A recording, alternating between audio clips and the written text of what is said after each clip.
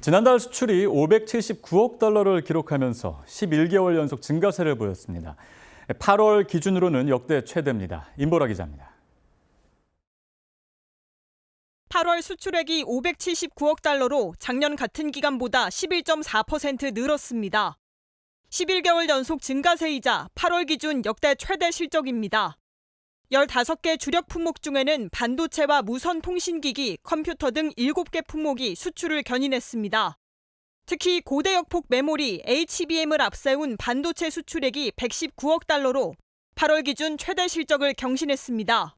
이 인공지능 칩 HBM이라는 이 굉장히 하이 부가가치용 수출이 좀 늘다 보니까 전체 수출 증가세를 견인하고 있는데 아마 이제 AI 관련한 이 전방위적인 수요가 올해는 더 늘어나서 반도체 산업이 슈퍼 사이클에 진입할 것이다라는 이제. 이외에도 컴퓨터, 무선 통신기기 수출이 각각 8개월, 6개월 연속 증가세를 보였고 선박 수출이 3달 만에 플러스로 전환됐습니다. 다만 전통적인 효자 품목이었던 자동차 수출은 주춤했습니다. 일부 업체의 생산 라인 현대화작업, 임금 단체 협상 여파로 지난해 같은 기간 대비 4.3% 감소했습니다. 국가별로 보면 중국과 미국에서 수출이 모두 늘었고 그중 대중 수출은 6개월 연속 100억 달러를 넘어섰습니다. 대EU 수출 또한 16% 넘게 증가해 7개월 만에 플러스 전환됐습니다. 8월 수입액은 540억 7천만 달러로 작년보다 6% 늘었습니다. 이로써 월간 무역 수지는 38억 3천만 달러 흑자를 기록해 15개월 연속 흑자 행진을 이어갔습니다. 산업부는 올 상반기 기준 우리나라의 수출 증가율이 9.1%로 글로벌 10대 수출국 중 가장 높은 수준이라고 밝혔습니다. KTV 임보라입니다. 내년도 예산안 가운데 농림축산식품부 예산은 전년 대비 1조 원가량 늘어난 18조 7,496억 원이 편성됐습니다. 농업인 소득과 경영 안전망 확충 예산이 대폭 확대됐고 농촌 소멸 대응 추진 전략 이행에 예산을 중점적으로 투자합니다. 신국진 기자입니다. 농림축산식품부 내년도 예산은 전년 대비 2.2% 증가한 18조 7,496억 원으로 역대 최고 규모로 편성됐습니다. 경제사업 예산을 그렇게 쓰기가 만만치가 않은 재정 여건상 그렇게 좋지 않은 여건이었는데 저희들이 만족할 수는 없지만 최대한 노력을 해서 반영을 했다. 농식품부 예산 가운데 가장 많은 비중을 차지한 분야는 농업인 소득과 경영안전망 확충으로 7조 1,701억 원입니다. 우선 기본형 공익직불금 지급 단가를 2020년 도입 이후 처음으로 헥타르당 100에서 205만 원에서 136만 원에서 215만 원으로 약 5% 인상합니다. 남은 쌀을 정부가 의무적으로 매입하도록 하는 양곡법 개정 등에 대응해 수입 안정 보험을 본사업으로 추진하기로 했습니다. 논에 벼 대신 밀 등을 심으면 지원금을 주는 전략 작물 직불제 예산은 1,865억 원에서 2,440억 원으로 증액하고 자연재해 대응에 사회간접자본 투자 예산도 1조 2,469억 원이 책정됐습니다. 농촌 소멸 대응 예산도 대폭 증가해 대응과 공간 재생에 1조 5,417억 원을 투입합니다. 농촌 공간 계획에 따라 농촌 지역을 재구조화하는 농촌 공간 정비 사업을 통해 128개소를 정비하고 빈집 밀집 지역 내 빈집은 리모델링 후 주민 공동이용 시설 등으로 탈바꿈할 예정입니다. 청년 유입을 위해 청년 창업자금과 네트워크 등을 지원하고 지역 내 민간 기업을 중심으로 전후방 산업을 연계한 농산업 혁신벨트 1개소를 조성해 정주 여건과 대중교통 개선을 지원합니다. 또한 보육, 문화시설이 있는 임대주택 단지를 10개소 증설해 농지 구입 자금이 부족한 청년 대상을 지원하기로 했습니다. 청년들이 농촌으로 가서 정착을 하려면 개별 이렇게 떨어져서 하는 것보다는 같이 모여서 이렇게 하는 것이 그 공동 보육이라든지 이런 측면에서 더 유리하기 때문에. 농축산물 수급 안정과 식량 안보 강화 관련 예산은 4조 7,197억 원으로 올해보다 1,463억 원 증가했습니다. 스마트 과수원 특화단지를 3개소 증설하고 926억 원을 들여 과수 계약 재배를 확대합니다. 수급 안정 체계 구축을 위해 실측 조사 품목도 2개 품목 추가한 7개 품목으로 늘리고 스마트 산지 유통센터를 30개소 추가한 60개소로 확대해 유통 구조를 개선하기로 했습니다. KTV 신국진입니다. 병무청이 내년 예산안을 올해보다 약 15% 늘어난 4,732억 원으로 편성했습니다. 내년 7월부터 전면 시행되는 입영 판정 검사를 위한 재정을 늘리고 병역 이행자에 대한 예우 관련 예산을 확대한 겁니다. 보도에 이리나 기자입니다. 병무청의 내년 예산안은 병무행정 체계 강화와 병역 이행자의 사회 정착 지원에 집중됐습니다.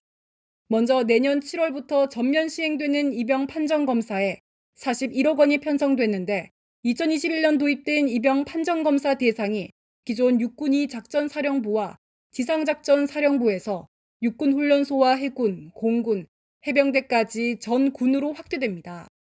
이로써 올해 8만 9천 명이던 검사 대상이 내년부터는 매년 25만여 명이 검사를 받을 수 있습니다. 병역 판정 검사는 병역 의무 이행 가능 여부를 판정하는 것 외에 심리검사, 병리검사와 방사선 검사 등 35종 57개 항목에 이르는 정밀 검사를 통해 우리 청년들이 생애 처음으로 건강검진을 받는 기회입니다. 병무행정 시스템 강화에도 집중 투자합니다. 병무행정 디지털 플랫폼 구축에 55억 원을 편성해 2026년까지 추진하는 병무행정 시스템 고도화를 뒷받침할 계획입니다. 여기에 더해 병역 이행자의 사회 정착을 위한 예산안도 담겼습니다. 사회복무요원의 사회 진출 지원을 위한 사회복귀준비금을 올해보다 30% 가까이 늘어난 2,065억 원으로 편성해 사회복무요원이 병역 의무를 마치고 사회에 잘 안착할 수 있도록 다양한 프로그램과 상담도 지원할 예정입니다. 입영 격려 행사 내실화와 병역 명문과 선양 사업 등 병역 이행자에 대한 예우 확대를 위한 예산도 늘었습니다. 병무청은 입영 판정 검사와 같은 본연의 임무에 집중하되 병역 이행자에 대한 실질적인 지원도 필요하다며 병역 이행자가 존중과 예우를 받을 수 있도록 지원해 나갈 것이라고 밝혔습니다. KTV 이리나입니다. 추석을 2주 남짓 앞두고 농식품부 장관이 현장을 찾아 추석 성수품 수급 상황을 점검했습니다. 정부는 명절 전까지 매일 성수품 가격과 수급 동향을 점검하고 생활 물가 안정을 위해 총력 대응한다는 방침입니다. 변차연 기자가 취재했습니다. 포장이 끝난 사과와 배가 가득합니다. 상인들은 쌓여있는 과일 상자를 지게차를 이용해 옮기기 분주합니다. 지난해 자연재해로 과일 생산량이 줄어 가격이 폭등했지만 올해는 상황이 훨씬 나아졌습니다. 작년보다 한 30%에서 40% 정도 물량이 늘은 편입니다. 작년보다 많이 쌉니다, 올해. 도매 가격의 경우 사과는 10kg당 6만 9천 원 정도로 전년보다 13.2% 떨어졌고 배는 15kg 기준 4만 2천 원 수준으로 지난해보다 7%가 하락했습니다. 이 가운데 정부가 성수품 공급을 역대 최대 규모인 15만 3천 톤으로 확대하기로 했습니다. 평시의 1.6배 수준으로 정부의 비축 물량과 농협 계약 재배 물량을 동원할 계획입니다. 사과와 배는 3배 이상 공급해 각각 15,700톤과 14,300톤씩 공급하고 배추와 무는 하루 평균 700톤씩 역대 최대 물량인 12,000톤을 공급합니다. 소비자의 장바구니 부담을 줄이기 위한 대책도 마련했습니다. 특히 사과배 중심으로 해서는 국민들이 체감하실 수 있는 가격 안정을 좀 하실 수 있도록 저희들이 실속 선물 세트도 마련을 했고 유통업체 자체 할인 등을 통해서 아마 체감 물가도 많이 낮아지실 것이라고 기대를 하고 있습니다. 실속 선물 세트는 작년 추석보다 2만 세트가 늘어난 10만 세트로 확대 공급합니다. 이와 함께 바나나와 파인애플, 망고 등 수입 과일 10종에 적용되는 할당 관세를 올해 말까지 연장하고 700억 원을 투입해 주요 성수품의 최대 60%의 할인을 지원하는 등 생활 물가 안정에 총력을 다할 방침입니다. 정부는 추석 전까지 관계부처 합동으로 성수품 가격과 수급 동향을 매일 점검할 계획입니다. KTV 변차연입니다. 세계적인 경제 전문지 포브스가 2030년에 한국 문화에 대한 글로벌 시장의 소비가 192조 원에 달할 것으로 전망했습니다. 특히 KUBT 시장이 23조 5천억 원의 수익을 올릴 것으로 내다봤습니다. 김경호 기자입니다.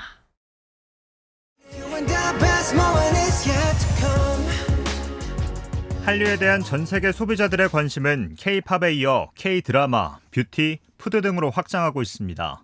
이 같은 인기에 힘입어 전체 수출에서 소비재 수출의 비중은 2020년 12.6%에서 지난해 15.6%로 뛰었습니다. 세계적인 경제 전문지 포브스가 2030년에 한국 문화에 대한 소비가 192조 원에 달할 것으로 전망했습니다. 포브스는 글로벌 컨설팅 기업 울프올린스의 최고 경영자 사이라 애쉬맨의 기고문을 인용해 한국 문화에 대한 소비 전망을 소개했습니다. 애쉬맨은 한국 문화에 대한 소비 확대의 근거로 최근 몇 년간 전 세계가 음악, TV, 기술, 음식, 뷰티 등 한국의 모든 것과 사랑에 빠졌다고 평가했습니다. 특히 2030년에 K-뷰티 시장이 23조 5천억 원의 수익을 올릴 것으로 예측했습니다. 그는 한국의 장점으로 혁신의 속도, 열정적인 에너지, 철저한 실행, 새로움에 대한 끝없는 갈망 등을 꼽았습니다. 신시장 진출을 꾀하는 한국 기업에는 혁신과 속도를 추구하면서도 신뢰를 쌓아야 한다고 조언했습니다. 이를 위해 품질과 안전성, 지속 가능성 등을 균형 있게 맞춰야 한다고 덧붙였습니다. 그러면서 그는 한국은 글로벌 확장을 위한 청사진을 가진 개발도상국에게 매력적인 본보기라고 평가했습니다. 앞서 세계은행도 지난달 한국을 성장의 슈퍼스타로 표현하며 중진국 함정을 극복하고 선진국으로 도약한 글로벌 모범 사례로 꼽았습니다. KTV 김경호입니다.